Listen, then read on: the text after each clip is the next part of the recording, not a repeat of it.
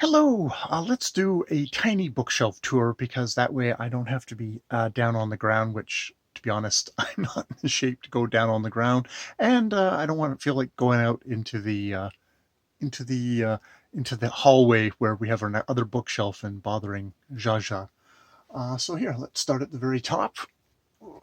Very up there is Ernie, which actually Jaja gave me, which is a photo essay, a photographer's memoir of the man in the cat and the cat in the man, which has many pictures, yeah, many many many pictures of of Ernie the cat peering out balefully at the photographer.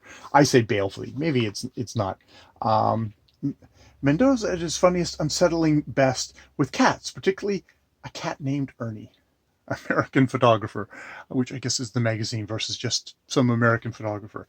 It's a fun book. It's really a great little essay on the vampiric Ernie, who is what he sounds like. We've got uh, a Mickey Mouse Adventures in Outer Space. Something I think probably, I don't know if I just picked that up. It's got a Zeller sticker on it. It might actually be one of Jaja's that I rescued from her getting rid of thing.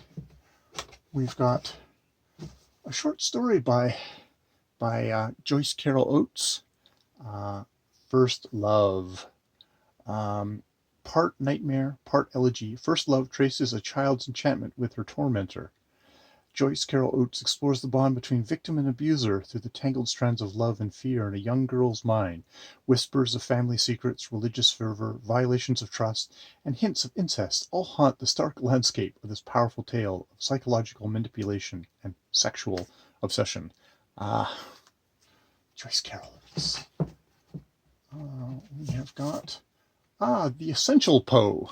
So a little collection of Edgar Allan Poe, which I apparently picked up at the UBC bookstore, which I'm assuming has it's an Essential Poets selection. So I'm assuming that it has just a couple of things here of Poe stuff. Poe's poems have never gone out of print. He's translated into a wide variety of languages. Except for Frost, he may be the most popular American poet. It is not too much to say that his yearning for love, a home for utter peace, a place in the sun cast against the grinding industrial explosion of the future, speaks not merely of the American dream, but also of its latent grotesque futility. Poe understood the New World as an orphanage for himself as an artist amongst the Philistines. Here, we'll do the other Poe, which is this is Tales of Mystery and the Imagination, Edgar Allan Poe, which is his short stories, which is my father's books that I inherited or absconded with. The Gold Bug, the balloon hoax, the facts in the case of thing, the Black Cat, Eldrona. But yeah, Edgar Allan Poe. I have a lot of that. Yeah, that to me is that's my father right there. Speaking of Scotsman, here is Stevenson, Under the Palms. Actually, this is a book by a short story by Alberto Manguel about Stevenson amongst the palms. Um, Questioning a novelist in search of theme of the double, Alberto Manguel has written a novel that is a masterpiece of the literature of today. I think it is about Stevenson and him in his travels in the South Seas. It's a story of a mystery, murder, and the passion of an artist. Centered on Robert Louis Stevenson, the famous creator of Treasure Island and The Strange Case of Dr. Jekyll and Mr. Hyde, Manguel paints a portrait of the writer's final days on the island of Samoa. I was about to say Somoza. That would be a different novel. Let's see if I can get that back in there. All right, we've got Howl by Allen Ginsberg, which I think all tiny libraries should have. We've got James Boswell meeting Dr. Johnson, which everyone's doing a read along at the moment. I guess I could just read that and call it a day. We've got Tiny Walden, which I've read. I doubt if I read it in this one, but so cute, so cute, tiny. So we've got some more. We've got Kidnapped by Robert Louis Stevenson. We have Travels, Hans Christian Andersen, translated from the Danish and edited by Anastasia Little. Yeah. We have got the what apparently really harmed his reputation, Anthony Trollop's An Autobiography, which apparently revealed him as a jobbing writer, genius, but also somebody who sat down and got his pages done for the day, and that did not sit well with the more romantic vision of author. Dictionary of Received Ideas by Gustave Flaubert.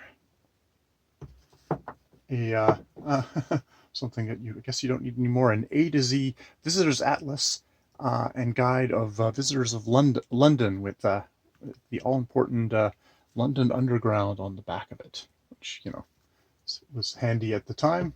Perhaps nowadays not so much. Jane Austen, Catherine. Could read that during the July's Jane Austen month. I could do that. We've got these tiny little books.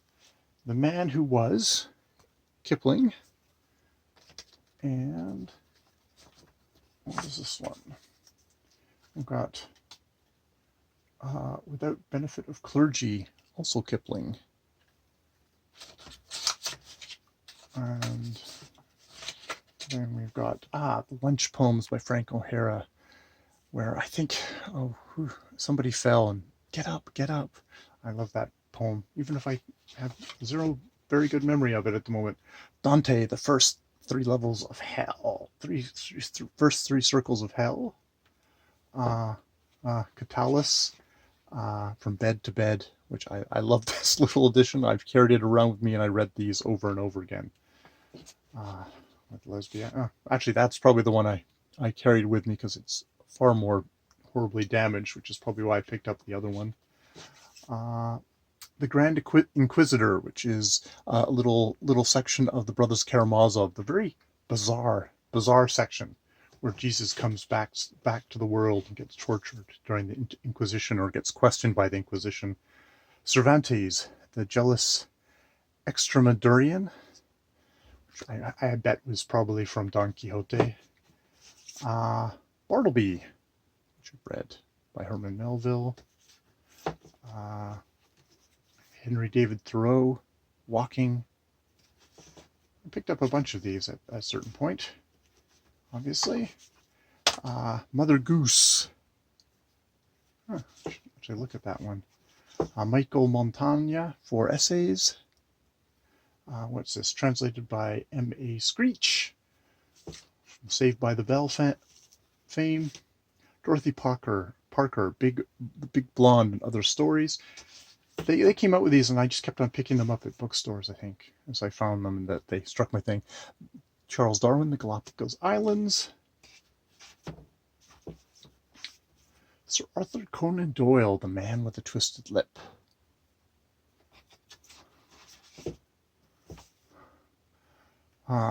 Giorgio Vasari, Lives of Three Renaissance Artists. Should have included this in my Penguin Classics selection. And yes, The Raven Steals the Light, Native American Tales, Bill Reed and Robert Binghurst. Yeah. All right, my arm is hurting like crazy. I will stop this. This is my tiny bookshelf tour. There we go, with Ernie looking down on top. We've got various figurines, a little bit of Cthulhu, a little bit of dinosaurs. Oh, I don't even know if that came through, but dinosaurs. That, and the happy married couple. So young, so dumb. At least the dude there. The Zsa Zsa herself, wise beyond her years, of course, and I still don't know if she knew what she was getting herself into. All right, more videos later.